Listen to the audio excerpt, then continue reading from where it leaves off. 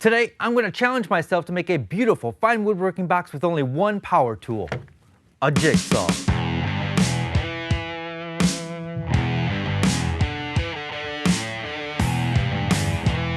I want to show you that you don't need a whole shop full of tools to make something that looks good. So, first thing we need to do, and the most important thing, is find the right blade. I've got 6 teeth per inch for wood, going all the way up to 20 teeth per inch. If your jigsaw has an orbital setting, you want it set to 0. That's going to give us the cleanest cut. So, forward, no good.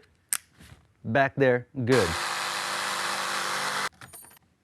The 6 teeth per inch gave us a really bad rough cut. We had a 10 teeth per inch for wood, which still gave us a bad cut. 10 teeth per inch for hardwood, and that cleaned it up a little bit, but the 20 teeth per inch, that gave us a super clean cut. We're gonna be building most of this box out of 1/2-inch plywood. I've got this plywood from my friends at KenCraft, and you can tell it's the good stuff just by looking at the core. I am designing this on the fly, and I think the first thing I want to do is cut a 3-inch wide strip. I have my plywood clamped down to my bench, as well as another piece of plywood that I'm going to use as my straight edge. This is just a factory edge off of this, and I want to follow my jigsaw along that to get a nice straight cut. To keep this from wandering, I'm going to clamp another board on this side. Look at that, nice and straight. Now I need 2 pieces that are 10-inch long and 2 pieces that are 4-inch long. So I'm gonna repeat the process and do the same thing. For these little pieces here, I'm only gonna put the straight edge on one side. It's a nice short cut. I should be able to control the blade. I've got my speed square clamped down. You probably could hold that on there, but I just wanna be sure that I'm getting a nice, good, straight, clean cut.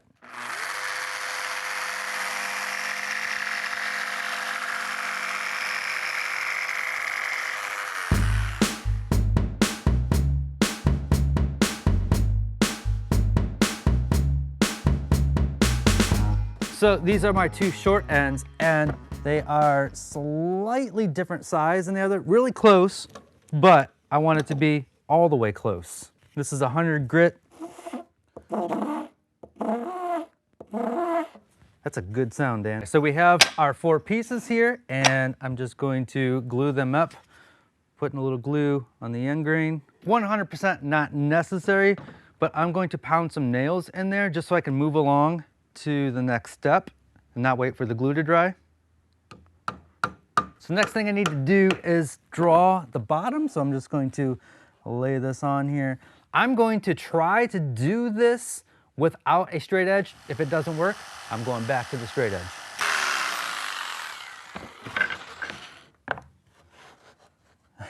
That worked pretty good. It's, I mean, it's slightly too big, but I'm just going to sand that down smooth. So with the nails in there, you can actually take the clamps off and move on to the next step. For the lid, it's going to be basically just like the bottom. This lid is going to just fit on top, and I'm going to take this, what is this, 3/16 inch plywood, and cut out so it just fits inside. I don't want this to be super tight because we've got some treatment for it later. So now I need to glue this piece onto the lid. It's gonna go on like that. So I'm gonna drop this in there. Then I'm gonna do some of this. And if I lift this up, magic will happen. I wanna get this nice and flat.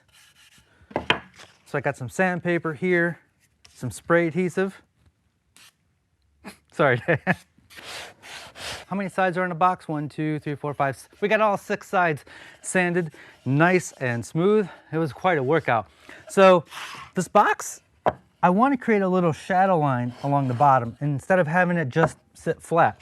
So once again, I'm going to cut another piece out of this, what is this? 3/16 inch plywood. And have that kind of offset a little bit.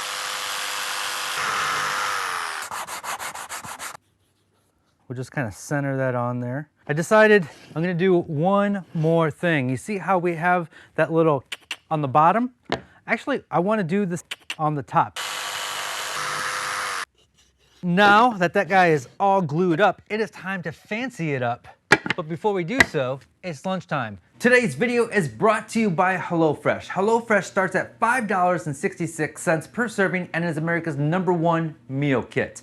You get easy, seasonal recipes and pre-measured ingredients delivered right to your door. All you have to do is cook and enjoy. There's something for everyone. We have a divided household. I am a meat eater and my wife is a vegetarian. HelloFresh has us both covered. I'm making a Parmesan crusted chicken and Kelly is making a barbecue pineapple flatbread. The step-by-step directions were super easy to follow and everything was already pre-measured. HelloFresh is flexible and fits your lifestyle. Easily change your delivery days or food preferences and skip a week whenever you need to. I'm not known for being a good cook, but my meal was amazing. That is 100% my honest opinion. Get started with 9 free meals. That's $90 off your first month of HelloFresh, including shipping. Go to HelloFresh.com and enter Make Something 90. Again, that's HelloFresh.com and enter Make Something 90. Thank you, HelloFresh. Now back to the shop. We're going to use some of this beautiful ebony veneer. Check this out. I want to cut this oversized so there's, what's that, Dan? About 1/4 of an inch? When you go against the grain, you got to do multiple passes. So we're just using some regular old wood glue here. And we're going to spread it out.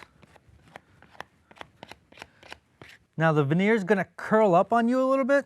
Don't worry about it. You're going to get some glue on your cutting mat. Don't worry about it. You're going to want to let that dry to the touch, almost completely. Dan, is this a power tool? No. I'm safe to use this in this video? Yeah. Nobody's going to complain about it? Probably. I'm just going to use the heat gun to dry the glue. Now that that's dry to the touch, Dan, is this a power tool? No. Can I use this in this video? Mm-hmm. Anybody gonna complain about me using this in this video? Definitely. Right there is gonna be good. Take your iron on the hottest setting. Yeah, that hurts. And then just iron that son of a bitch right on there. Gonna do the same thing with the opposite side. And that curl just flattens right out as soon as you put the iron on there. Got a brand new blade in there. And just multiple passes, nice and light. I don't want it to rip or tear. Break that edge just a little bit so it doesn't catch and tear off. So now we have all 4 sides done. I want to cut thin strips for the top and make it look like mitered pieces. I'm gonna lay this on there. Then take my chisel.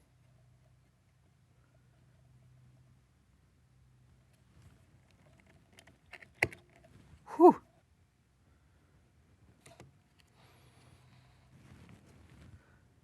Look at that.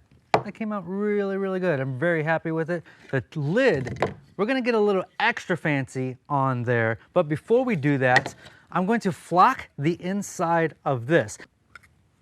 So you got the red flocking fibers, then you got the red flocking adhesive. They work together. I've got a whole video on the flocking process. There'll be a link down below. It goes into all the detail that you need to know about this, where to get the supplies, and how to use it. Might as well do the bottom as well with the flocking. So while the flocking is drying, we're going to work on the lid. And this final piece along the edge there. For this lip right there, that wood is 3/16.